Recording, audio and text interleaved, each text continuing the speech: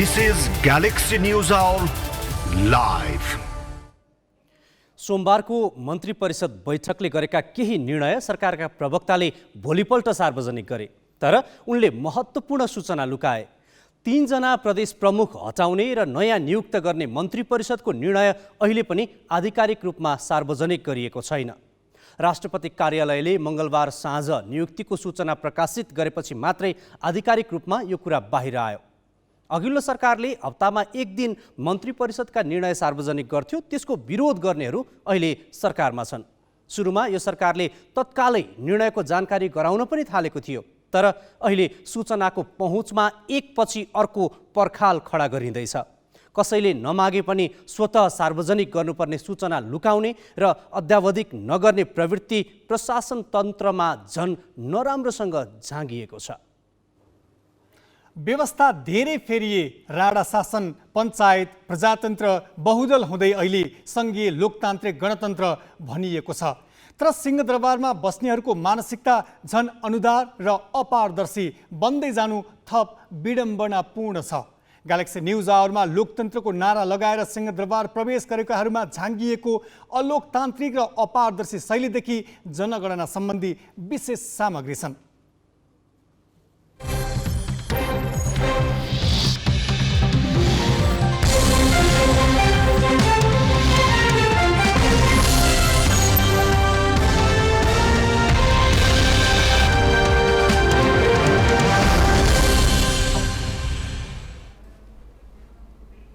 नमस्कार, यो हो ग्यालेक्सी न्युज आवर। सही सूचना र प्रष्ट विश्लेषण सहित उपस्थित भएका छौं।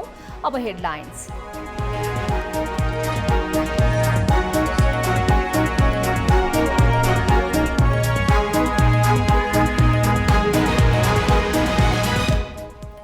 छठ पर्वको मुख्य दिन आज अस्ताउँदो सूर्यलाई अर्घ दिइयो। नदी र तालहरू बत्ती र ध्वज पताकाले झकाउ। देउवा सरकारले पनि लुकाउन थाल्यो मन्त्री परिषदका निर्णय। प्रवक्ता कार्कीले सार्वजनिक गरेका विवरणमा प्रदेश प्रमुखको प्रसङ्ग नै छैन। स्वत प्रकाशन हुने जानकारी पनि अध्यावधिक हुन छाडे। 12औं राष्ट्रिय जनगणना भोलिदेखि 50,000 जनशक्ति परिचालन। प्रारम्भिक नतिजा आउन 3 महिना लाग्ने। कार्बन उत्सर्जन कम गर्न राष्ट्रसङ्घीय जलवायु सम्मेलनमा भएको सम्झौताको पहिलो मस्यौदा सार्वजनिक। बेलायतले सन् 2030बाट पेट्रोल र डिजेलबाट चल्ने कार बिक्री बन्द गर्ने। र T20 विश्वकप क्रिकेटको पहिलो सेमिफाइनलमा न्युजिल्यान्ड र इङ्ल्यान्ड आम्ने सामने। टस जितेर न्युजिल्यान्ड फिल्डिङमा।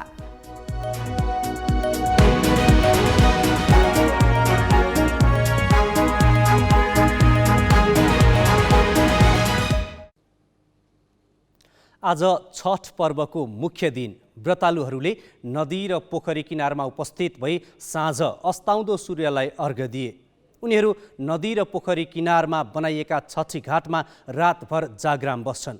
भोलि बिहान उदाउँदो सूर्यलाई अर्घ दिएपछि पर्व सकिन्छ। सूर्य र उनको देवी रूप उषालाई छठी मैयाको रूपमा षष्ठी तिथिमा मुख्य पूजा गरिने हुनाले पर्वको नाम छठ पर्न गएको हो।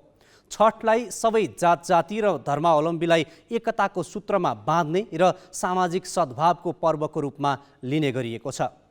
देशका विभिन्न भागमा छठ पर्वको उल्लास छ। नदी, ताल, तलैया लगायत पानीका स्रोतहरू झक्काउ पारिएका छन्। तीमध्ये केही ठाउँबाट हाम्रा संवाददाताहरू प्रत्यक्ष सम्पर्कमा जोडिएका छन्। जितेन्द्र झा काठमाडौँको कमल पोखरीमा छन्, त्यसैगरी घनश्याम मिश्र जनकपुर धाममा छन्, जियालाल शाह वीरगन्जबाट र राजु पौडेल विराटनगरबाट हामीसँग प्रत्यक्ष सम्पर्कमा छन्। जितेन्द्र झाबाट म कुराकानी सुरु गर्छु। जितेन्द्र, यति बेला कमल पोखरीमा चहल पहल कस्तो छ? छठ पूजाको रौनकको बारेमा जानकारी गराउनुहोस्। गौतमजी, तपाईँले भन्नुभयो जसरी नै अहिले हामी कमल पोखरीमा छौँ। यहाँ चाहिँ हामी छठ घाटमा छठ मनाइरहेको घाटको ठक्क छेउमा छौँ। हरेक वर्ष चाहिँ धुमधामका साथ काठमाडौँमा जसरी छठ मनाइन्छ त्यसको एउटा केन्द्र कमल पोखरी पनि छ। गौतमजी, फेरि भनिदिनु होला। अहिले त्यहाँको रौनक कस्तो छ? व्रतालुहरू अहिले के गरिरहेका छन्? किनभने अब त रातभर जागराम बसेर भोलि बिहान उदाउँदो सूर्यलाई अर्घ दिने कार्यक्रम बाँकी छ। आज रातभरको पूजा विधि कस्तो हुन्छ? कसरी अब यो आजको रातमा पूजा गर्छन् व्रतालुहरूले? के गर्छन् आज राति? अघि साँझको अर्घ सकियो, अस्ताउँदो सूर्यलाई अर्घ दिने काम भयो। त्यसपछि चाहिँ व्रतालुहरू भजन कीर्तन गर्ने, कोही जप गर्ने, कोही यदि अशक्त अलि बिरामी कोही हुनुहुन्छ भने उहाँहरू घर पनि जाने चलन छ, देखिन्छ पनि। साँझ जति भिडभाड थियो अहिले चाहिँ थोरै कम भएको छ। 4 बजीदेखि 6, साढे 6, 7 बजीसम्म एकदमै बढी भिडभाड भएको यो क्षेत्रमा हाम्रा क्यामेरा पर्सन रिकेश सिंहजी तपाईँलाई अहिलेको यहाँको दृश्य देखाइदिनुहुन्छ। थोरै भिडभाड कम भएको छ, तर पनि परिक्रमा गर्ने जस्तो दृश्य देखिन्छ। एक फेर लगाउने अनि त्यो हुँदाखेरि पोखरीको सबै चारैतिर घुम्ने पनि हुन्छ र घाटहरू पनि देख्ने भनेर हामीले भक्तजन दर्शनार्थीहरूलाई हेर्न सक्छौँ। कतिपय चाहिँ राति यहीँ विश्राम गर्ने पनि हुनुहुन्छ। भोलि बिहान नित्यकर्म गरेर फेरि ब्युरो प्रमुख घनश्याम मिश्र पनि हामीसँग जोडिएका छन्। घनश्यामजी, जनकपुरमा यति बेला राति भजन रौनक कस्तो छ? त्यहाँका ताल तलैयामा कसरी अहिले छठ मनाइँदैछ? जानकारी गराउनुहोस्। जनहरूसँग बसेर कुराकानी गर्ने वा चाहिँ रातभर त्यस्तै जागराम बस्ने पनि हुन्छ गाउँघरमा। ठ्याक्कै स्वर्गद्वारी गङ्गासागर र स्वर्गद्वारीको ठिक बिचमा छु र मुख्य रूपमा गङ्गासागरको मात्र होइन, तराई मधेस मिथिलाञ्चल क्षेत्रमा समग्रमा यति बेला छठको रङमा रङ्गिएको अवस्था छ। सन्ध्या अर्घ आज दिइसकेपछि व्रतालुहरू आफ्नो अर्घको अगाडि अर्घमा जुन दियो बाल्नुपर्ने छ, जुन खास गरेर पूजापाठ गर्नुपर्ने छ, भगवान्लाई प्रार्थना गरेर बसिरहेको अवस्था छ। म थोरै दृश्यलाई तपाईँलाई म फर्काउन चाहन्छु, सुमितलाई म रिक्वेस्ट गर्छु। अहिलेको ताजा अवस्था पहिलाभन्दा थोरै परिवर्तन भएको अवस्था छ। यहाँको अवस्था देखाउन चाहन्छु म। सबै अर्घहरूमा दियो बलिरहेको अवस्था छ। त्यति मात्र होइन, अर्घ भएका व्यक्तिहरू कोही आराम गर्दैछन्, कोही बसेर कुरा गर्दैछन् र राति जागराम पनि हुन्छ। यहाँ रातभर उहाँहरू आफ्नो अर्घमा लागेको खास गरेर दियो बलिरहेको दियोलाई निभ्नु हुँदैन भनेर उहाँहरू बसिराख्नु भएको छ। बालबच्चा सहित उहाँहरू सपरिवार यहाँ आएर गङ्गासागरको यो घाटको दृश्य हो र सबैजना यति बेला भगवान्लाई प्रार्थना गरेर परिवारका एकजना सदस्य एक घर बराबर बसिराख्नु भएको छ र यहाँ परिक्रमा पनि हुन्छ। एउटा कुरा म यसमा जोड्न चाहन्छु, गङ्गासागर घाटमा आज सन्ध्या अर्घ दिइसकेपछि अस्ताउँदो सूर्यलाई अर्घ दिइसकेपछि लगभग 4 देखि 5 लाख व्यक्तिहरू यो परिक्रमा गर्नुभएको छ र यो बिस्तारै अहिले भिड कम भएको अवस्था छ। यो चाहिँ तत्कालीन ताजा अवस्था, मौजुदा अवस्था। अब विराटनगरतर्फ लागौँ। प्रदेश 1 ब्युरो प्रमुख राजु पौडेल विराटनगरबाट जोडिएका छन्। राजुजी, विराटनगरमा अहिले कस्तो छ छठको रौनक? व्रतालुहरू कसरी बसिरहेका छन्? आज अब छठी माताको भजन र गीत गाउने क्रम सुरु भयो कि छैन? खास गरेर यो छठ पर्वको आज मुख्य दिन आज साँझ अस्ताउँदो सूर्यलाई अर्घ दिएर व्रतालुहरू घरतर्फ लागिरहेका छन् भने यद्यपि अहिले साँझसम्म पनि छठी माताको पूजा आराधना चलि नै रहेको छ। म यति बेला यो विराटनगरको मोरङ सिँचाइ नहर अन्तर्गत यो केसेलिया रोडमा रहेको छु र यहाँ निकै झकी झकाउ बनाइएको छ। मानिसहरू यो छठ पर्वको रौनक हेर्नका लागि यो रोडमा भिडभाड बढेको छ र खास गरेर व्रतालुहरू जुन अस्ताउँदो सूर्यलाई अर्घ दिइसकेपछि घरतर्फ गएका छन् भने यो अहिले जुन जलाशयहरू छ, यो सिँचाइ नहर को ठाउँ चाहिँ अहिले सुनसान जस्तै छ। यद्यपि यो म भएको ठाउँमा चाहिँ यहाँ श्रद्धालुहरू पूजा आराधना गर्न चाहिँ हुनुहुन्छ, तर जुन नहर छ मुख्य नहरमा चाहिँ श्रद्धालुहरू चाहिँ त्यहाँबाट पूजापाठ सकेर साँझको अर्घ दिएर घरतर्फ जानु भइसकेको अवस्था छ अहिले यहाँको विराटनगरको। अब हामी वीरगञ्जतर्फ जोडिन्छौँ। वीरगञ्जबाट संवाददाता जियालाल शाह हामीसँग जोडिएका छन्। वीरगञ्जको घडियारवा पोखरी निकै सजावट गरिएको छ। उक्त पोखरीमा यति बेला त्यहाँको अवस्था के छ? रौनक कस्तो छ जियालालजी?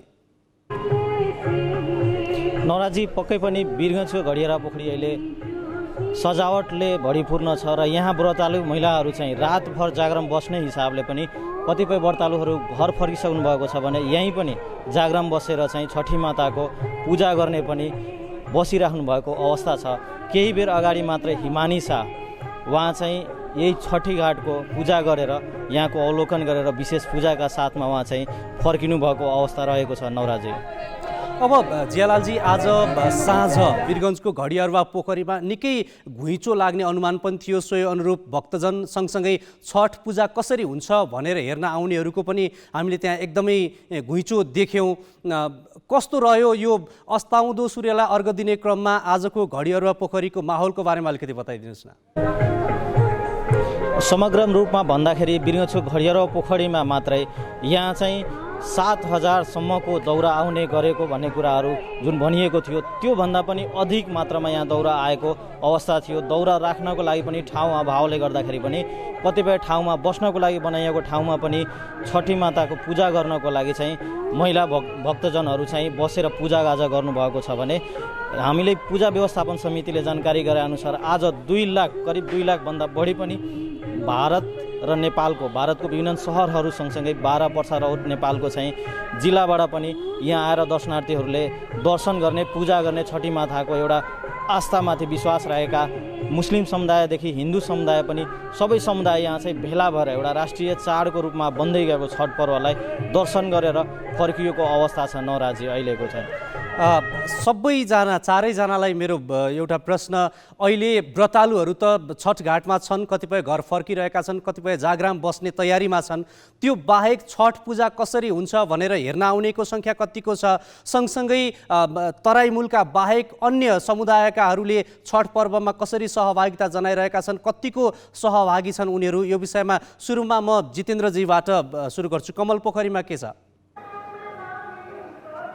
गौतमजी, जहाँसम्म यो समुदायको कुरा गर्ने हो वा अन्य जाति धर्म सम्प्रदायका कुरा गर्ने हो, छठ चाहिँ संयोजन सम्मिलनको एउटा पर्व हो, लोक पर्व हो। खासमा यो कुनै निश्चित धर्म, यसमा कुनै कर्मकाण्ड देखिँदैन, यसमा कुनै पुरेत, यसमा जौकुस लिएको देखिँदैन। यो त एउटा किसानले आफूले जे उब्जाएको हुन्छ त्यही उसले सूर्यलाई अर्पण गर्छ। सूर्य भनेका साक्षात देवता हुन्, किनभने त्यही सूर्यले यो चराचर जगत चाहिँ अडिएको छ भनेर भनिन्छ। अनि उसको एउटा किसानले जे उब्जाउँछ, उसले उखु उब्जाउँछ, उसले केरा उब्जाउँछ, उसले अन्य फलफुल र सागसब्जीहरू उब्जाउँछ, त्यही उसले आफ्नो उब्जनी नरिवल केरा लगायतका कुराहरूलाई अर्घ बनाएर उसले सूर्यलाई अर्पण गर्छ र उसले कृतज्ञता ज्ञापन गर्छ। त्यो एउटा यसको भित्री यसको तत्त्व हो। त्यो तत्त्वलाई नै अङ्गीकार गरेर होला यो पर्व नेपालमा कुनै समयमा चाहिँ तराई मधेसमा मिथिलाञ्चलमा सीमित थियो, तर अहिले चाहिँ काठमाडौँमा ललितपुरमा मात्रै होइन कि अन्य ठाउँहरूमा पनि यो फैलिएको छ र एक सम्प्रदाय, एक समुदाय, एक जातिको मात्र नभएर यसले चाहिँ व्यापकता लिएको छ। समग्र नेपालीहरूले गर्व गर्ने एउटा लोक पर्वको रूपमा यसले चाहिँ आफ्नो छवि बनाएको छ। घनश्यामजी, जनकपुर त धार्मिक पर्यटकीय नगरी पनि हो। यो छठ पर्वको अवसरमा आन्तरिक पर्यटकहरूको चहल पहल कस्तो देखिन्छ जनकपुरमा? खास गरेर आन्तरिक पर्यटकको कुरा गर्दाखेरि जनकपुरमा सम्भवतः यो तेस्रो छठ भन्नुपर्छ, पछिल्लो 2 वर्ष पछाडिको छठ भन्नुपर्छ। बाह्य खास गरेर वैदेशिक विदेशीहरू पनि नजर आए, त्यसपछि त्यति मात्र होइन अन्य फरेनरहरू पनि नजर आए र सद्भावको पर्वको रूपमा जसरी हामी व्याख्या गर्छौँ त्यो जनकपुरमा पहाडिया समुदाय अथवा पर्वतीय समुदायका व्यक्तिहरूलाई पनि आज सँगै मधेसका जुन व्यक्तिहरू छन् उहाँसँगै बसेर छठ पर्व मनाएको पनि अवस्था देखियो। र सबभन्दा महत्त्वपूर्ण कुरा जानकारी गरौँ यहाँलाई, जनकपुरमा जुन अघिल्लो वर्षको छठ थियो त्यसको तुलनामा यस वर्षको जुन उत्साह र उमङ्ग थियो व्यक्तिहरूको त्यो एकदमै हेर्न लायक थियो। मान्छेहरू अनुहारमा अथवा मुख छोपेर आउने अवस्था थिएन, सबैको अनुहार र मुखहरू देखिएको थियो भन्दा गत वर्ष। राजुजी, विराटनगरमा चाहिँ कस्तो छ अहिले छठ पूजा हेर्न आउनेहरूको घुइँचो कतिको छ छठ घाटमा? पक्कै पनि अहिले साँझसम्म पूजा आराधना गरिसकेपछि सूर्यलाई अर्घ दिइसकेपछि यति बेला यहाँ सांस्कृतिक भजन कीर्तनहरू पनि भइरहेको छ, केही पूजाका कार्यक्रमहरू पनि भइरहेको छ र म यहाँ केही व्रतालुहरूसँग एकछिन केही बेर कुराकानी गर्न चाहन्छु। उहाँहरू घरतर्फ जाँदै हुनुहुन्छ। यहाँलाई ग्यालेक्सी टेलिभिजनमा स्वागत छ। कसरी मनाउनु भयो आज छठ, कसरी मनाउँदै हुनुहुन्छ थोरै बताइदिनुहोस्। राम्रै मनाउँछौँ, हामीहरूको खुसी लाग्छ आफ्नो परिवारको लागि। यति बेला हामी वीरगञ्जतर्फ लाग्छौँ। जियालालजी, वीरगञ्जमा चाहिँ कस्तो छ? अहिले पनि घडियारुवा पोखरी लगायत वीरगञ्जमा जति पनि छठ घाटहरू बनाइएका छन् त्यहाँ अहिले पनि भक्तजन र अन्य त्यहाँ छठ पूजा हेर्न आउनेको घुइँचो चाहिँ कतिको छ, कस्तो देखिन्छ? पक्कै पनि वीरगञ्ज एउटा नेपालको प्रवेशद्वारको रूपमा रहेको भए पनि त्यो प्रवेशद्वार भएर पनि यहाँ चाहिँ छिमेकी मुल्क भारतको विभिन्न ठाउँबाट यस सँगसँगै मारवाडी समुदायको ठुलो उपस्थिति यहाँ वीरगञ्जमा रहेकोले गर्दाखेरि पनि उहाँहरूको आफन्तदेखि लिएर आन्तरिक पर्यटनदेखि बाह्य पर्यटकहरू पनि यहाँ चाहिँ घडियाल पोखरीमा आएको हामी दिउँसो नै लाइभमा पनि पटक पटक देखाएका पनि थियौँ। जानकारीका लागि चारैजनालाई धन्यवाद। उनीहरू थिए जितेन्द्र झा कमल पोखरी काठमाडौँबाट, घनश्याम मिश्र जनकपुर धामबाट, त्यसै गरी जियालाल शाह वीरगञ्जबाट र राजु पौडेल विराटनगरबाट। नेपाली संस्कृति, प्रकृति र पर्यावरणको अभिन्न हिस्सा हो। नदी र तलाउको छेउमा गएर उदाउँदो र अस्ताउँदो सूर्यको अर्चनाले हाम्रो प्रकृति प्रेमलाई दर्शाउँछ, जसले हाम्रा व्यवहार पर्यावरण मैत्री हुनुपर्छ र प्रकृतिको संरक्षणलाई संस्कारकै रूपमा अङ्गीकार गर्नुपर्छ भन्ने शिक्षा पनि सँगसँगै दिइरहेको छ। अब केही न्यूज संक्षेपमा। प्रधानमन्त्री शेरबहादुर देउवाले पूर्व राजा ज्ञानेन्द्र शाहमाथि गणतन्त्र विरुद्ध लाग्नुको साटो चुनाव लड्न चुनौती दिएका छन्। गणेशमान सिंह तथा जनआन्दोलन शहीद स्मृति शान्ति प्रतिष्ठानले आज काठमाडौँमा गरेको कार्यक्रममा प्रधानमन्त्री देउवाले शासन गर्न मन भए चुनाव जितेर देखाउन पूर्व राजा शाहलाई चुनौती दिएका हुन्। उनले देशमा गणतन्त्र पनि राजनीतिक दलले नभई ज्ञानेन्द्रले नै ल्याएको बताए। प्रजातन्त्र मासेर शासन गर्ने ज्ञानेन्द्रको इच्छाले गणतन्त्र आएको तथा गणतन्त्र र संविधान विरुद्ध षड्यन्त्र हुन सक्ने उनको भनाइ थियो। प्रधानमन्त्री देउवाले जनताभन्दा ठूलो शक्ति कोही नहुने भएकाले शासन व्यवस्था विरुद्धका षड्यन्त्र सफल हुन नसक्ने बताए। नेकपा एकीकृत समाजवादीका अध्यक्ष माधव कुमार नेपालले आगामी चुनावमा एमालेको पत्ता साफ हुने दाबी गरेका छन्। डडेलधुरामा आज आयोजित कार्यक्रममा अध्यक्ष नेपालले 5 पार्टीको गठबन्धनले आगामी चुनावमा ओली र एमालेलाई पत्ता साफ पार्ने दाबी गरेका हुन्। उनले ओली कहिल्यै नसुध्रिने भन्दै एमालेमा नेताहरूको भविष्य नरहेको बताए। एमालेको चुनाव चिन्ह सूर्यमा ग्रहण लागिसकेको नेपालको भनाइ थियो। माओवादी केन्द्रका अध्यक्ष पुष्पकमल दाहाल माथिल्लो डोल्पा पुगेका छन्। माओवादी अध्यक्ष दाहाल आज अर्थमन्त्री जनार्दन शर्मा र पार्टीका कर्णाली प्रदेश इन्चार्ज शक्ति बस्नेत सहित नेपाली सेनाको हेलिकप्टरमा माथिल्लो डोल्पा पुगेका हुन्। दाहाल चीनको तिब्बतसँग सीमा जोडिएको धो उपत्यका सुक्खा बन्दरगाह निर्माणको सम्भाव्यता बुझ्न त्यहाँ पुगेको माओवादीका डोल्पा जिल्ला अध्यक्ष मालबहादुर रोकायाले जानकारी दिए। दाहालको टोलीमा 10 जना छन्। शर्मा बाहेक अरू सरकारी अधिकारी होइनन्, सबै माओवादी नेता हुन्। प्रधान सेनापति प्रभुराम शर्मालाई भारतीय स्थल सेनाको मानार्थ महारथीको दर्जानी चिन्ह दिएको छ। भारत भ्रमणमा रहेका प्रधान सेनापति शर्मालाई आज नयाँ दिल्ली स्थित राष्ट्रपति भवनमा आयोजित समारोहमा भारतीय राष्ट्रपति रामनाथ कोविन्दले भारतीय स्थल सेनाको मानार्थ महारथीको दर्जानी चिन्ह प्रदान गरेका हुन्। नेपाल र भारत दुवै देशका सेना प्रमुखलाई सन् 1950 देखि अर्को देशमा मानार्थ महारथीको दर्जानी चिन्ह दिने गरिएको छ। प्रधान सेनापति शर्मा 26 गते स्वदेश फर्कनेछन्। हत्यामा संलग्नलाई कारबाहीको माग गर्दै स्थानीयले अवरुद्ध गरेको पूर्व पश्चिम राजमार्गको लम्की अत्तरिया सडक खण्ड खुलेको छ। कैलालीको लम्की बजारमा व्यापारी डम्बर बडुवालका छोरा भूपेन्द्रको गए राति हत्या भएको र उनको हत्यामा संलग्नलाई कारबाहीको माग गर्दै स्थानीयले दिउँसो सडक अवरुद्ध गरेका थिए। प्रहरीले दोषीलाई पक्राउ गर्न ढिलो गरेको भन्दै आफन्तले सडक अवरुद्ध गरेका हुन्। प्रहरीले घटनामा संलग्न भएको आशंकामा 5 जनालाई पक्राउ गरेपछि अवरुद्ध सडक सञ्चालनमा आएको छ। सिन्धुलीको कमलामाई नगरपालिका स्थित बाल उद्यान पार्क उद्घाटनको विषयमा सत्तापक्ष र प्रतिपक्षको विवादले उग्र रूप लिएपछि प्रशासनले निषेधाज्ञा जारी गरेको छ। पार्क उद्घाटनमा नेकपा एमालेका महासचिव ईश्वर पोखरेललाई प्रमुख अतिथि बनाइएको भन्दै नेपाली कांग्रेस र माओवादी केन्द्रका कार्यकर्ताले विरोध गरेका थिए। दुई पक्षबीच विवाद बढेपछि प्रशासनले नगरपालिकाभित्रका जुनार चोक, बस पार्क र गुवाङ खोला चोक आसपासमा आज बिहान 11 बजेदेखि राति 12 बजेसम्मका लागि निषेधाज्ञा जारी गरेको हो। हरेक लोकतान्त्रिक सरकार पारदर्शिता र जवाफदेहितामा उदार बन्दै जानुपर्ने हो, तर यहाँ एकपछि अर्को गरी पारदर्शिताका ढोका बन्द गर्ने र अँध्यारोमा बसेर शासन गर्ने मोह आश्चर्यजनक रूपमा बढ्दै गएको छ। यो प्रसङ्ग नवराज पाण्डेबाट। जननिर्वाचित सरकारका हरेक निर्णय चाँडोभन्दा चाँडो जनताले थाहा पाउनुपर्छ र समयमै त्यसमा उचित बहस पनि हुनुपर्छ। पूर्ववर्ती प्रधानमन्त्री केपी शर्मा ओली मन्त्री परिषदका सबै निर्णय समयमै सार्वजनिक नगरेका कारण आलोचित पनि भएका थिए। त्यही शासन शैलीको आलोचना गरेर सरकारमा पुगेकाहरू अहिले उही शैली पछ्याउँदैछन्।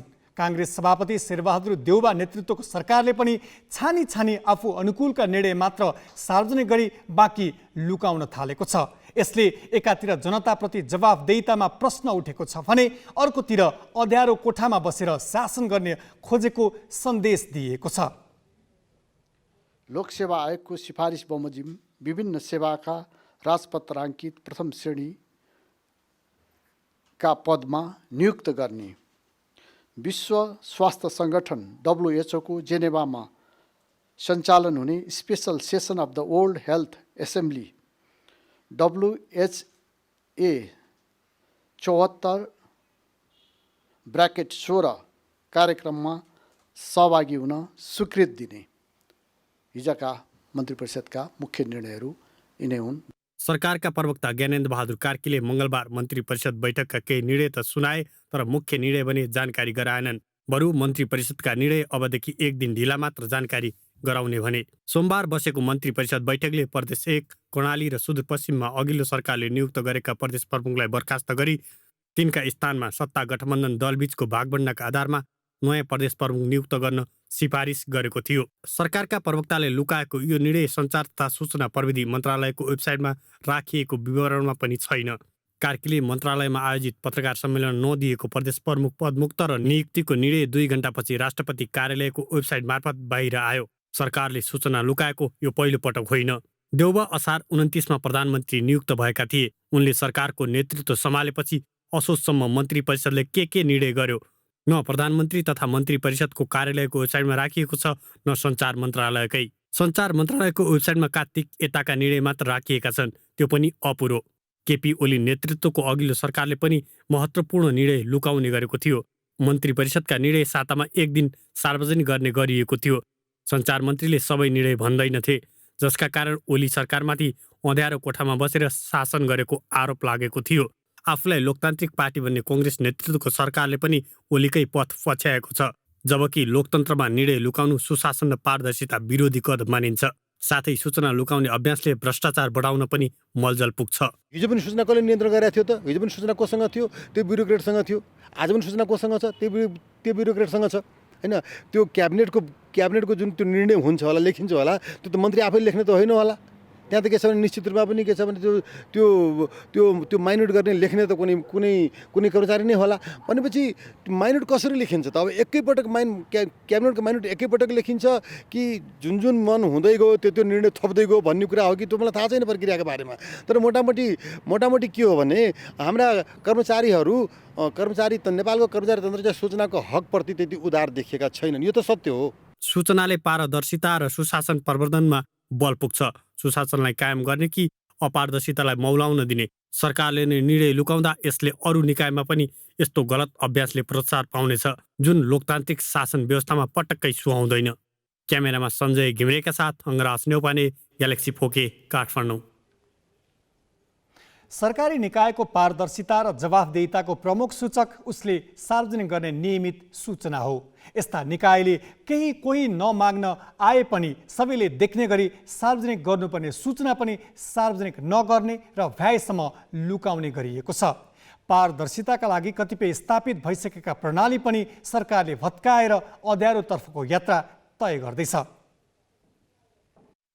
सङ्घीय सरकारदेखि स्थानीय तहसम्म र विभिन्न सार्वजनिक निकायले सूचना अधिकारी तोक्नेदेखि सार्वजनिक महत्त्वका जानकारी नियमित रूपमा सबैले देख्ने र बुझ्ने गरी सार्वजनिक गर्नुपर्छ। यस्ता सूचना सार्वजनिक गर्ने सबैभन्दा भरपर्दो र सुलभ माध्यम वेबसाइट हुन्। हरेक कार्यालयका प्रवक्ता र सूचना अधिकारीको नाम, तस्बिर र मोबाइल नम्बर वेबसाइटमा राख्नुपर्छ।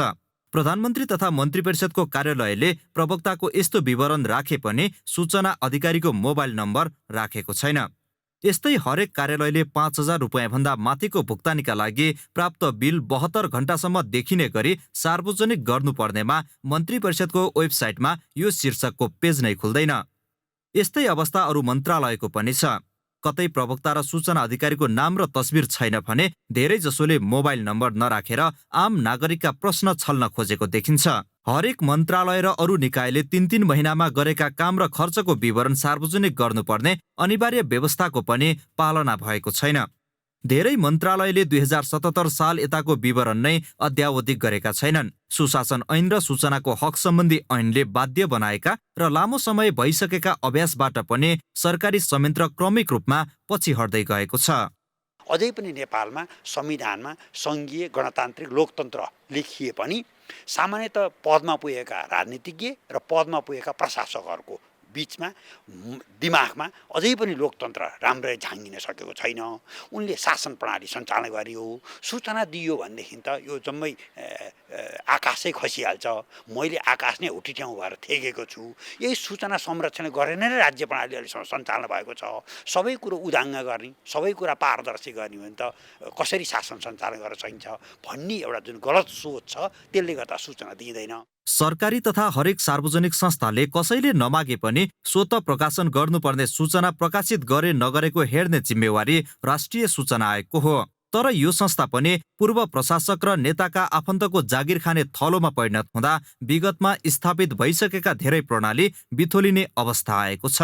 अहिले पछिल्लो समयमा मैले के देखेँ भन्दाखेरि आयोग भनेको कस्तो ठाउँ भइदियो भन्दाखेरि जो पूर्व सचिवहरू हुनुहुन्छ नि उहाँहरूलाई खुसी पार्नका लागि अथवा उहाँहरूले हिजो गरेको कामको लागि उहाँहरूलाई चाहिँ दिएको पुरस्कार स्वरूप आयोगमा चाहिँ आयुक्त प्रमुख आयुक्त बनाएर पठाइदिने अवस्थाहरू आयो। अब एउटा पूर्व सचिवले जो चाहिँ एउटा चाहिँ वास्तवमा सरकारी निकायमा लामो अवधिसम्म बसिरहेछ भने उसले सरकारी निकायमा रहेको सूचना देऊ भनेर जसरी हामीले चाहिँ भन्न सकेका थियौँ त्यो अवस्थामा आएको अवस्था मलाई लाग्दैन। त्यसैले धेरै मानिसहरूले पनि अहिले गुनासो गर्छन् किन आयोग चाहिँ पहिले जस्तो प्रभावकारी रूपमा आउन सकिरहेको छैन भनेर भन्छन्। मलाई के लाग्छ भन्दाखेरि जुन किसिमका अहिले हामीले नियुक्तिहरू गरिराखेका छौँ नि सबभन्दा प्रमुख कारण त त्यो नियुक्तिहरू नै हो। बजेटको आकार भएको खर्च, भुक्तानी दिएको बिल, कार्यालयले गरेका कामको विवरण, आवश्यक सूचना वा जानकारी र गुनासोका लागि तोकिएका अधिकारीको विवरण सबैले देख्ने गरी राखेमा सेवाग्राहीको काम सहज हुन सक्छ। साथै भ्रष्टाचार र अनियमितताको सम्भावनालाई पनि घटाउँछ। यी विवरण अँध्यारोमा राखेर सरकारले जवाबदेही संस्कार मात्र भत्काएको छैन, भ्रष्टाचारलाई मलजल पुर्याउने काम समेत गरेको छ। क्यामेरामा सञ्जय घिमिरेका साथ बासु खड्का, ग्यालेक्सी फोके, काठमाडौँ। सार्वजनिक निकायका सूचना लुकाउनु र पहुँचमा पर्खाल खडा गर्नु अनुदार शासन व्यवस्थातर्फको यात्रा हो। जवाबदेही र पारदर्शी बन्न नचाहने यस्तो सोच र शैलीले राणा र पञ्चायती शासनकै झल्को दिन्छ। के हामी फेरि त्यसैतर्फ उन्मुख खोजेका हौँ? अब केही न्यूज संक्षेपमा। कञ्चनपुरको भीमदत्त नगरपालिका स्थित दीपज्योति सहकारी संस्थाले सरकारी अनुदान दुरुपयोग गरेको छ। सहकारीले मल तथा विषादी उद्योग सञ्चालनका लागि कृषि ज्ञान केन्द्रबाट 24,78,000 रुपैयाँ अनुदान लिए पनि अहिलेसम्म उद्योग सञ्चालनमा ल्याएको छैन। सहकारी पूर्वाधार निर्माण कार्यक्रम अन्तर्गत कृषि ज्ञान केन्द्र कञ्चनपुरले 50% अनुदान दिने गरी सहकारीसँग 2077 जेठमा सम्झौता गरेको थियो। असारभित्र उद्योग सञ्चालनमा ल्याउने गरी अनुदान सम्झौतामा हस्ताक्षर भए पनि अहिलेसम्म उद्योग सञ्चालनमा आउन सकेको छैन। सम्झौता अनुसार काम नभएको पाइए कानुन बमोजिम कारबाही गरिने कृषि ज्ञान केन्द्रले जनाएको छ। आइसिसी टी20 विश्वकप क्रिकेटको सेमिफाइनलमा अहिले इङ्ल्यान्ड र न्युजिल्यान्ड बीच खेल भइरहेको छ। अबुधाबी स्थित शेख जायद रङ्गशालामा नेपाली समयअनुसार पौने 8 बजेदेखि खेल भइरहेको हो। टस जितेर न्युजिल्यान्डले फिल्डिङ गरिरहेको छ। इङ्ल्यान्ड समूह 1 को विजेताको रूपमा अन्तिम 4 मा पुगेको हो। न्युजिल्यान्ड भने समूह 2 को उपविजेता टोली हो। पछिल्ला 5 भेटमा दुवै देशले 2-2 खेल जितेका थिए भने एक खेलमा बराबरी भएको थियो। आजको विजेताले उपाधिका लागि भोलि हुने दोस्रो सेमिफाइनलको विजेता प्रतिस्पर्धा गर्नेछ। दोस्रो सेमिफाइनलमा भोलि पाकिस्तान र अस्ट्रेलिया आम्ने सामने हुनेछन्। बंगलादेश भ्रमणमा रहेको नेपाली महिला क्रिकेट टिमले बंगलादेशको क्रीडा शिक्षा प्रतिष्ठान बीकेएसपीसँग 3 खेलको सिरिज 2-1 ले जितेको छ। आज भएको अन्तिम खेलमा नेपालले बीकेएसपीलाई 7 विकेटले हरायो। पहिले ब्याटिङ गरेको बीकेएसपीले 16.5 ओभरमा 53 रनमा अल आउट भयो। उसका लागि बोयानाले सर्वाधिक 17 रन बनाए। रुबिना छेत्रीले 3 ओभरमा 6 रन खर्चेर 4 विकेट लिइन्। जवाफमा 54 रनको लक्ष्य नेपालले 14 ओभरमा 3 विकेट गुमाएर पूरा गर्यो। कविता जोशीले 14, सरिता मगरले 13 र ओपनर काजल श्रेष्ठले 10 रन बनाए। कैलालीको गैरीगङ्गा नगरपालिका र झापाको कन्काई नगरपालिका उपमेयर कप महिला राष्ट्रिय लीग छनौट चरणको सेमिफाइनलमा प्रवेश गरेका छन्। गौरीगङ्गाले इलामको रुङ गाउँपालिकालाई टाई ब्रेकरमा 3-2 गोल अन्तरले पराजित गर्दै अन्तिम 4 मा स्थान पक्का गरेको हो। निर्धारित समयको खेल 1-1 गोलको बराबरीमा सकिएपछि टाई ब्रेकरबाट जित हारको टुङ्गो लगाइएको हो। अर्को खेलमा कन्काईले कैलालीको गोदावरी नगरपालिकालाई 3-0 गोलले पराजित गर्यो। कन्काईको जितमा कुसुम खतिवडाले 2 तथा इमा राईले 1 गोल गरे। सेमिफाइनलमा अब कन्काईले ललितपुर महानगरपालिका तथा गौरी गङ्गाले धनगढी उपमहानगरपालिकासँग प्रतिस्पर्धा गर्नेछन्।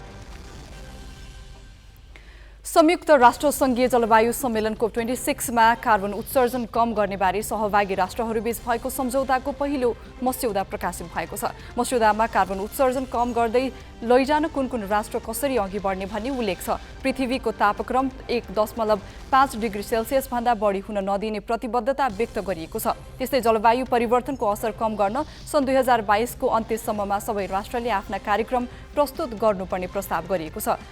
ऊर्जा उत्पादनमा धनी राष्ट्रले गरिब राष्ट्रलाई सहयोग गर्नुपर्ने पनि मस्यौदामा उल्लेख छ। बेलायतका प्रधानमन्त्री बोरिस जोन्सनले आफ्नो देशले सन् 2030बाट पेट्रोल डिजेलबाट चल्ने कारको बिक्री बन्द गर्ने प्रतिबद्धता व्यक्त गरेका छन्।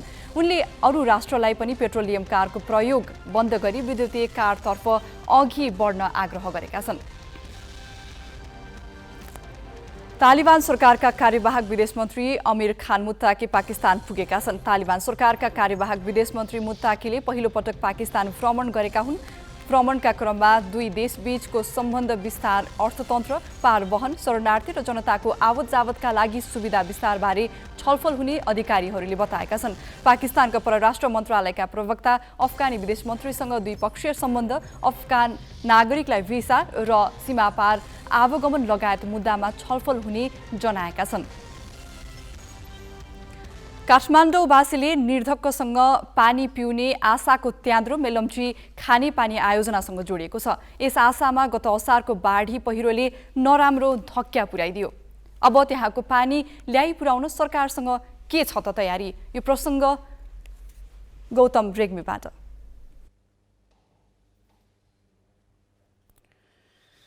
सरकारले चैतको मसान्तसम्म क्षतिग्रस्त मेलम्ची आयोजनाको बाँध सफा गरेर खानेपानी काठमाडौँ ल्याउने भनेको छ। तर बाँध स्थलमा थुप्रिएको लेदो र गेग्रान सफाई अहिलेसम्म सुरु गरिएको छैन। बाढीको 5 महिनापछि सरकारका मन्त्री बाँध क्षेत्रमा त पुगे, तर अस्थायी रूपमा ल्याउन लागि पानी कहिले आउँछ भनेर उनले पनि जवाफ दिन सकेका छैनन्। त्यस्तै मेलम्ची खानेपानी परियोजनाको साझेदार एसियाली विकास ब्याङ्कले परियोजना पुनर्निर्माणमा नसघाउने भएको छ। सरकारले बाढीले क्षतिग्रस्त तुल्याएको मेलम्ची हेडवर्क्स क्षेत्र मर्मत गरी चैत मसान्तभित्र खानेपानी काठमाडौँ ल्याउने योजना प्रस्तुत गरेको थियो। गत भदौ 25 गते सदनमा बजेट सम्बन्धी प्रतिस्थापन विधेयक पेश गर्दै अर्थमन्त्री जनार्दन शर्माले यही उद्घोष गरेका थिए। बाढीद्वारा क्षतिग्रस्त मेलम्ची खानेपानी आयोजना सम्बन्ध 2078 चैत मसान्तभित्र आवश्यक मर्मत तथा पुनर्स्थापना गरी नियमित खानेपानी आपूर्ति गर्ने प्रबन्ध मिलाएको छु। नदी कटान एवं बाढीहरूको कारण भएको सडक लगायतको क्षतिको तत्काल पुनर्निर्माण र पुनर्स्थापना कार्यक्रमका लागि बजेट छुट्याएको छु। तर सरकारले गेग्रानले पुर्याएको हेडवर्क्स खोल्ने सुरसार गर्न सकेको छैन, न पहुँच मार्ग नै पुर्याउन सकेको छ। योजना प्रस्तुत गरेको 2 महिनापछि हेलिकप्टर मार्फत क्षतिग्रस्त बाँध क्षेत्र पुगेका खानेपानी मन्त्री उमाकान्त चौधरीसँग पनि पानी कहिले आउँछ भनेर ठोस जवाब छैन। भित्र के छ, अलिकति यो काम सुरु भयो भने सबै कुरो थाहा हुन्छ र हामीले अनुमान के छ भने अब त्यो सबै साफ गर्नलाई अलिकति टाइम लाग्छ, भित्र कति के हो भएको।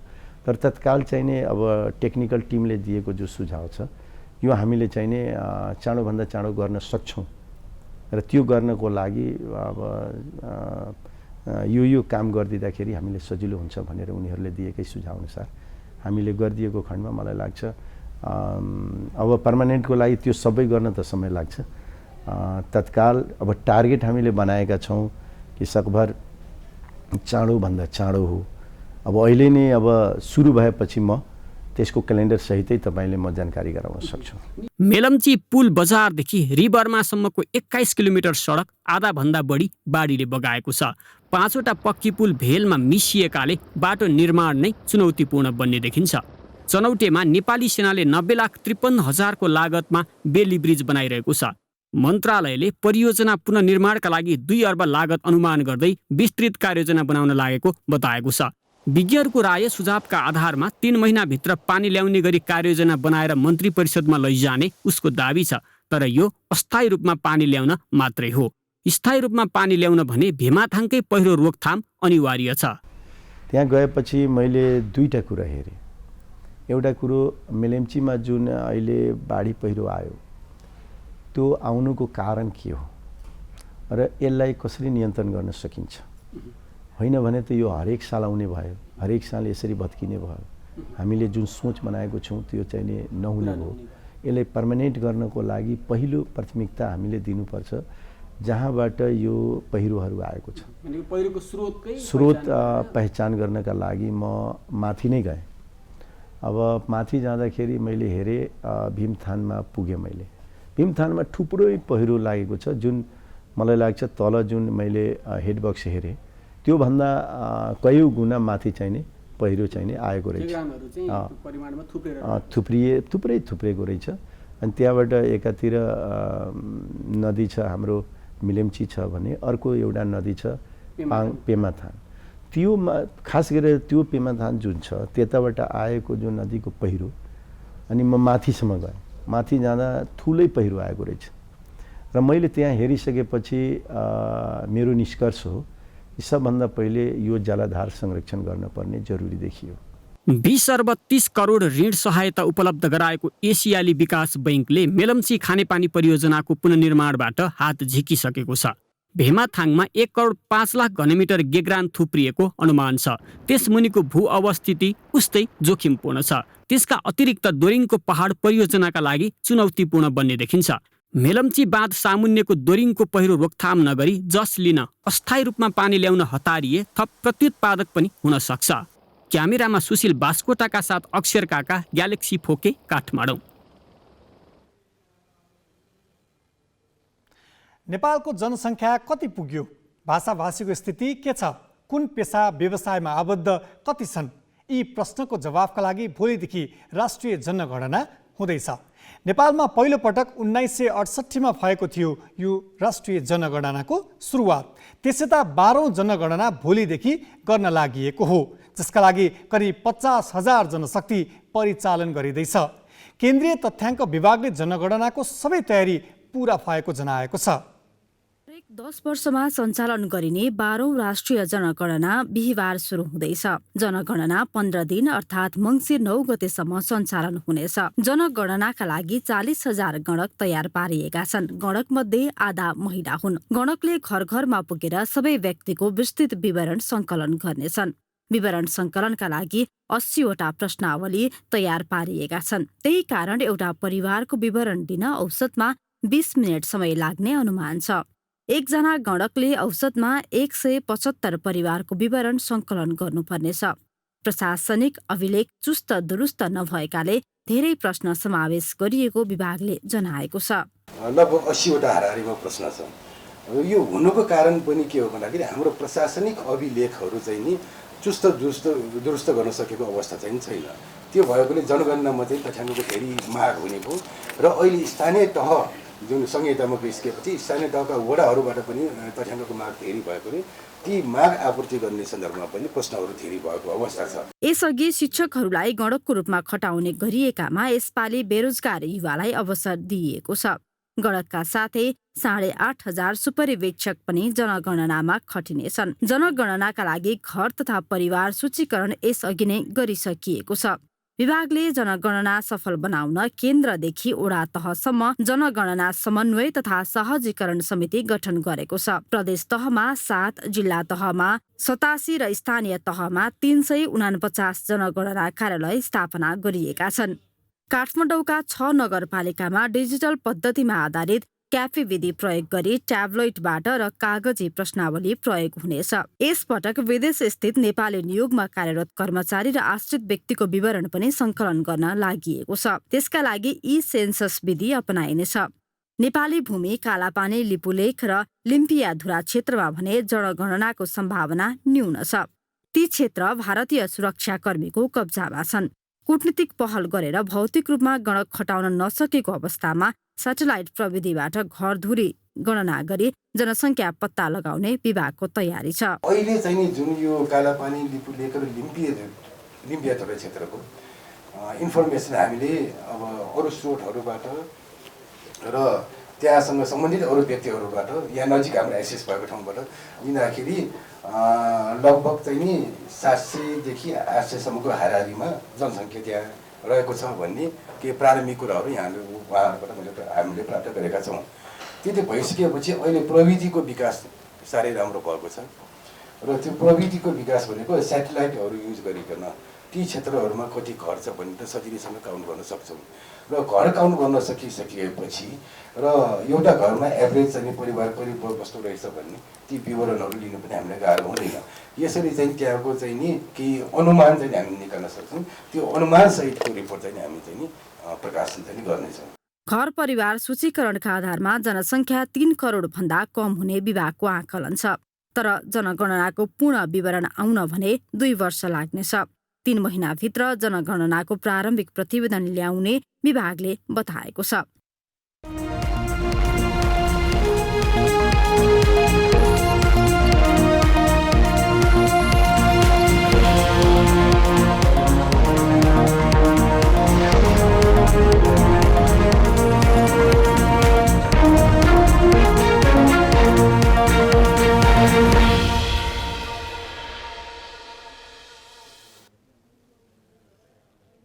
भारतीयसँग नेपाली रुपैयाँको विनिमय दर तोकिएको 6 दशक नाग्यो।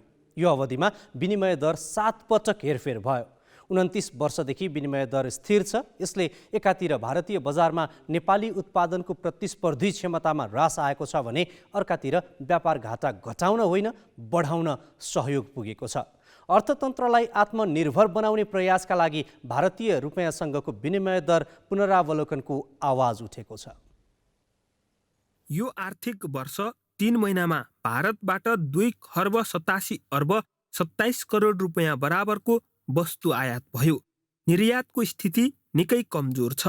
52 अर्ब 71 करोडको वस्तु निर्यात भयो। अर्थात् 3 महिनामा भारतसँग मात्र 2 खर्ब 34 अर्ब 55 करोड रुपैयाँ व्यापार घाटा भयो। व्यापार घाटाको यो अङ्क हरेक महिना बढ्दो क्रममा छ। देशभित्र उपभोग बढेकाले आयात आकाशिएको हो। उपभोग बढे पनि उत्पादन बढेको छैन। उत्पादन बढ्न नसक्नुको एउटा कारण भारतीय मुद्रासँग नेपाली मुद्रा अवमूल्यन हुनु हो। 100 भारतीय रुपैयाँ बराबर 160 नेपाली रुपैयाँ छ। नेपाली रुपैयाँ कमजोर भएकाले त्यसको असर नेपाली उत्पादनले भारतीय वस्तुसँग प्रतिस्पर्धा गर्न सकिरहेका छैनन्। उत्पादन लागत भारतमा भन्दा नेपालमा महँगो छ। भारतमा कम लागतमा उत्पादन हुने वस्तुले सजिलै नेपाली बजारमा आफ्नो प्रभाव जमाएका छन्। कृषि क्षेत्र मात्र होइन, पर्यटन क्षेत्र र रेमिटेन्समा पनि असर परिरहेको छ। त्यसैले भारतीय रुपैयाँसँगको विनिमय दर पुनरावलोकनका लागि अध्ययन गर्नुपर्ने आवाज उठेको छ। भारतीय अर्थतन्त्र खराब हुँदा चाहिँ दोहोरो मार आयात गर्छौँ, अवमूल्यनको मार पनि मूल्य वृद्धिको मार पनि, इन्फ्लेसन र एक्सचेन्ज रेट डिभ्यालुएसनको दुईटै मार आयात हुने गर्छ। खास गरी कृषि क्षेत्र, हाम्रो निर्यात क्षेत्र, वैदेशिक मुद्दा आर्जन गर्ने क्षेत्रलाई यो स्थिर विनिमय दर प्रणालीले प्रोत्साहित गरेन, बरु निरुत्साहित गर्यो र एकदम यो फ्लेक्सिबल परिवर्तनशील बजारमा आधारित ब्याज दर नीति अवलम्बन विनिमय दर नीति अवलम्बन गरेको भए सायद हाम्रो कृषिले राम्रो गर्न सक्थ्यो र व्यापार घाटा चाहिँ न्यूनीकरण गर्न सकिन्थ्यो भन्ने तर्क पनि छ। नेपालले भारतीय मुद्रासँग स्थिर विनिमय दर प्रणाली अवलम्बन गरेको 2017 देखि हो। सुरुमा विनिमय दर 100 भारु बराबर 160 रुपैयाँ थियो। त्यस यताको अवधिमा विनिमय दर 7 पटक हेरफेर भयो। 2049 यता विनिमय दर स्थिर छ। त्यतिखेर अर्थतन्त्रमा स्थायित्व कायम नगरेको भन्दै अन्तर्राष्ट्रिय मुद्रा कोषको सुझावका आधारमा हेरफेर गरिएको थियो। 29 वर्षदेखि विनिमय दर हेरफेर नहुँदा अर्थतन्त्रमा आन्तरिक उत्पादन र वस्तुस्थितिको प्रभाव परेको देखिँदैन। अर्कोतर्फ कुल गारस्थ उत्पादनमा समेत प्रभाव परेको छ। इन्डियासँग जुन छ पेक छ भारतीय करेन्सीसँग, त्यसले चाहिँ नि हामीलाई अहिलेको स्थितिमा घाटा चाहिँ नि गरेको छैन। अब घाटा गरेको छैन मैले भनिरहँदा एक ग्रुपले त के भन्छ, हाम्रो पर्यटन बढ्न सकेको छैन फिक्सले गर्दा, होइन, हाम्रो उद्योग व्यवसाय राम्रो हुन सकेको छैन, लगानी बढ्न सकेको छैन भन्ने कुराहरू, जसले गर्दाखेरि स्रोतको बाँडफाँड पूर्ण रूपमा राम्रोसँग गर्न सकिएको छैन। फिक्स एक्सचेन्ज रेटले गर्दा, विनिमय दर स्थिर विनिमय दरले गर्दाखेरि भन्ने कुराहरू उठिरहेछ। भारतसँगको स्थिर विनिमय दरले आर्थिक स्थायित्व कायम गर्न मद्दत पुर्याएको छ, तर अर्थतन्त्र गतिशील बनेको छैन। नेपालको कुल व्यापारमा आयातको अंश करिब 88% छ। भारतीय अर्थतन्त्रमा हुने धक्काको असर नेपालले बिना कारण सहनु परिरहेको छ, तर यतातर्फ सरकार गम्भीर भएको देखिँदैन। चिरञ्जीवी भट्टराई, ग्यालेक्सी फोके, काठमाडौँ। राजधानीमा सवारी चाप बढेपछि सरकारले नागरिकका घर भत्काएर जग्गा अधिग्रहण गरेरै भए पनि सडक चौडा बनाएको थियो। पैदल यात्रु हिँड्ने पेटी समेत मासेर बनाएको बाटा अहिले पार्किङमा परिणत भएको छ। सडक पार्किङ स्थल बन्दा त्यसको ट्राफिक जाम मात्रै निम्ति आएको छैन, दुर्घटनाको जोखिम समेत बढाएको छ। काठमाडौँ महानगरको मापदण्ड अनुसार व्यापारिक भवन बनाउँदा भूमिगत पार्किङ अनिवार्य बनाउनुपर्छ। मापदण्ड अनुसार भवन त बनेको छन्, तर सडकमा पार्किङ बढ्दा नियामक निकायको लाचारी छताछुल्ल भएको छ।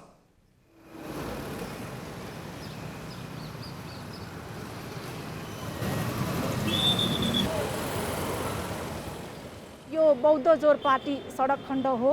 यस सडक खण्डमा हुने चापलाई आधार मानेर सरकारले 72 सालमा नै यस सडकलाई 22 मिटरको चौडा गरेर विस्तार गर्ने निर्णय गर्यो। सँगसँगै ठेक्का आह्वान गरेर अहिलेसम्म यस सडक विस्तारमा 35 करोड 50 लाख रुपैयाँ खर्च भइसकेको छ। यसरी करोडौँ रुपैयाँ खर्च गरेर विस्तार गरिएको आधा सडक त 2 पाङ्ग्रे तथा 4 पाङ्ग्रे सवारी साधन पार्किङ गरेरै अस्तव्यस्त बनेको छ। हामी देख्न सक्छौँ ट्राफिक प्रहरीले एकातिर साइडमा नो पार्किङको सिग्नल राखे पनि यहाँ नागरिकले दुवैतर्फ पार्किङ गरिराखेका छन्। यतिसम्म कि 1 लेयर मात्रै होइन, 2 लेयर मात्रै होइन, 3 लेयरसम्म पनि जथाभावी पार्किङ गरिरहेका छन्। सेकासेकमा गाडी हामीले कुदाउनु पर्ने हुन्छ नि, त्यही भएर जाम हुन्छ, दुर्घटना हुन्छ। पार्किङ अरू छुट्टै बनाइदिए हुन्थ्यो भन्ने चाहन्छु नि। हाम्रो यो रोडमा दुवै साइडमा राखेर हामीलाई जाम हुने हो।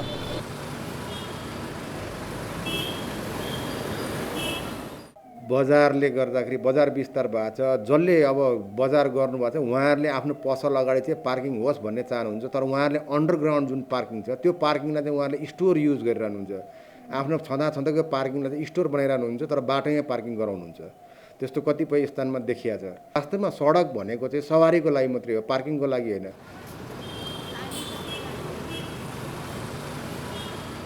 समस्या छैन, हेर्नुहोस् न रोडमा कहाँ समस्या छ त अहिले? खोइ अघि एकछिन अगाडि जाम पर्यो, हामीले देख्यौँ। जाम पर्दाखेरि त त्यो त हिँड्नुपर्छ नि। म त्यहाँबाट हिँड्दै आएको छु। एक त तपाईँ आफै चलाउने मान्छे हुनुहुन्छ, सडक त पार्किङको लागि होइन नि हो र? सडक पार्किङ होइन भने यत्रो गाडी पार्किङमा रहेछ तपाईँहरूले कसरी बुझ्नुहुन्छ यसलाई तपाईँ चाहिँ के भन्नुहुन्छ त खास पार्किङको लागि रोड हो कि गाडी चलाउनको लागि हो त त्यो त बुझ्नु तपाईँ सम्बन्धित व्यक्तिलाई तपाईँहरूले पनि गर्नुपर्ने हो नि तपाईँ ट्राफिकले उठाएर लानु पऱ्यो नि महानगरले उठाउनु पऱ्यो नि महानगरले उयो अब कहाँ सेटिङ गर्ने पार्किङ गर्ने होइन अनि अहिले फेरि सडकलाई अब यहाँ जाम गराइदिने यो व्यवस्था ठिक होइन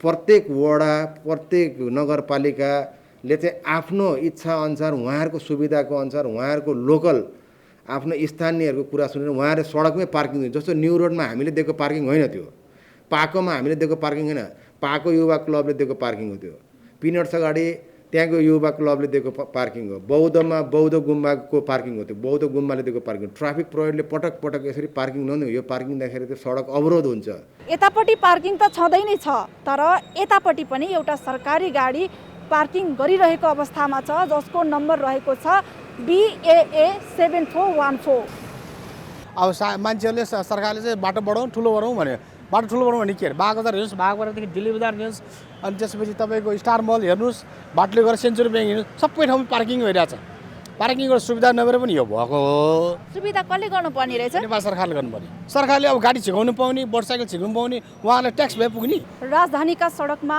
पार्किङमा मनोमानी यतिसम्म छ कि गाडी गुड्ने सडकमा पार्किङ गरिएको छ यति मात्रै होइन मान्छे हिँड्ने फुटपाथमा समेत पार्किङ गरिएको छ यसले उपत्यकामा पार्किङको व्यवस्था कस्तो छ र नागरिक स्तरमा चेतना कस्तो छ र सरकारले कसरी व्यवस्थापन गरिरहेको छ भन्ने कुरा छर्लङ्ग हुन्छ क्यामेरामा योगेश लामाका साथ शिखा श्रेष्ठ ग्यालेक्सी 4K काठमाडौँ अब ग्यालेक्सी वेदर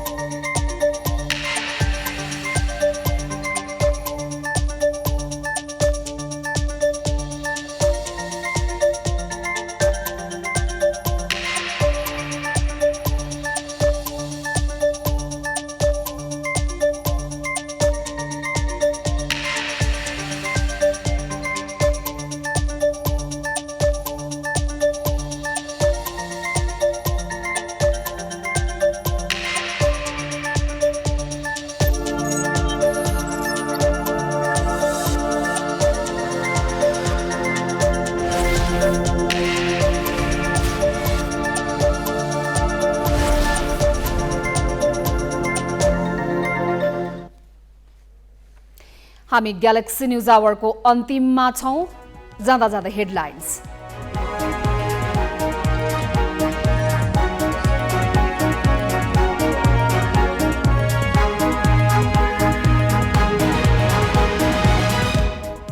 छठ पर्वको मुख्य दिन आज अस्ताउँदो सूर्यलाई अर्घ दिइयो नदी र तालहरू बत्ती र ध्वजा पताकाले छकिछकाउ देउबा सरकारले पनि लुकाउन थाल्यो मन्त्री परिषदका निर्णय प्रवक्ता कार्कीले सार्वजनिक गरेका विवरणमा प्रदेश प्रमुखको प्रसङ्ग नै छैन स्वतः प्रकाशन हुने जानकारी पनि अधावधिक हुन थाले 12औं राष्ट्रिय जनगणना भोलिदेखि 50,000 जनशक्ति परिचालन, प्रारम्भिक नतिजा आउन 3 महिना लाग्ने। कार्बन उत्सर्जन कम गर्न राष्ट्रसङ्घीय जलवायु सम्मेलनमा भएको सम्झौताको पहिलो मस्यौदा सार्वजनिक। बेलायतले सन् 2030बाट पेट्रोल र डिजेलबाट चल्ने कार बिक्री बन्द गर्ने। र टी20 विश्वकप क्रिकेटको पहिलो सेमी फाइनलमा न्युजिल्यान्ड र इङ्ल्यान्ड आम्ने सामने, टस जितेर New Zealand फिल्डिङमा।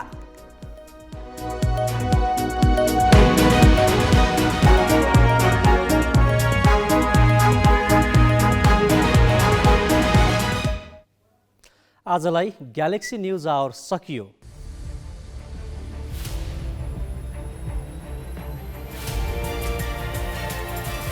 This is Galaxy News Hour live.